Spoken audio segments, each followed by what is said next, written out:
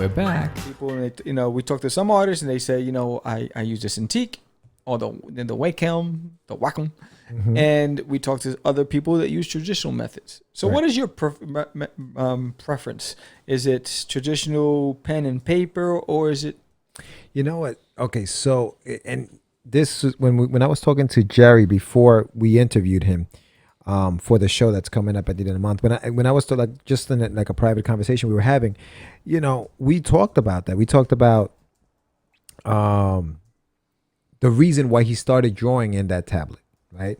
And the part of the reason was because he was working on so many books, it just made it faster. Because now, with traditional pen and ink and the paper, you have to pencil, then you have to ink over the pencils, then you have to color over those, then you scan it, right? Then you got to color it, then you let it. With this, there is no scanning. So he sits there and he draws that page, and when he's done with that page, he's done with that page. There is no more scanning to have to do to it. So I can see why people would go toward, and everything's evolving, right? It's evolution. Right. I haven't picked up a pen. I haven't drawn. Like if I draw, it's to sketch out maybe a character that I'm designing for a story that I'm writing. So I haven't sat down and with 11 by 17 piece of paper and drawn a page. So what's my preference? I think if I did start drawing again, it would probably be the Cintiq. I think I would do that. See, it's funny because this is Sam getting old, getting drunk. No, go I'm not. for it. No, I'm not. Getting crunk. No, I'm not. No. But don't believe the hype, right? So that's ginger ale, bro. It's ginger. Go for it. We are live. Oh,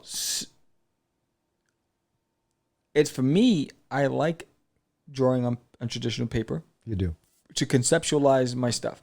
Once I have an idea of the look and feel of the characters and I do some thumbnails, then I will go on to the computer and illustrate with what I like about the tablet is that in Photoshop you can do layers. So I can sketch out, I can do the thumbnails, right, and do some rough sketches on one layer. Then I can go over that and then flesh it out even more.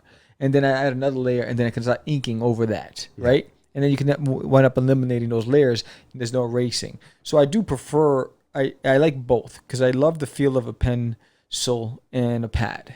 And I love the accessibility it gives me when you don't have access to this Cintiq, because unfortunately Wacom has not created something where you don't have 50,000 cables. You know what I mean? So while I like the iPad Pro, it still doesn't have it's still not there with the detail work that you would get on a Cintiq, because you have all these functions, and some of the applications on the iPad are not as robust, right? I'm gonna sound like a complete novice, but can you transfer things that you work on your iPad Pro onto your Cintiq? Like, are they like a cross-platform type of thing?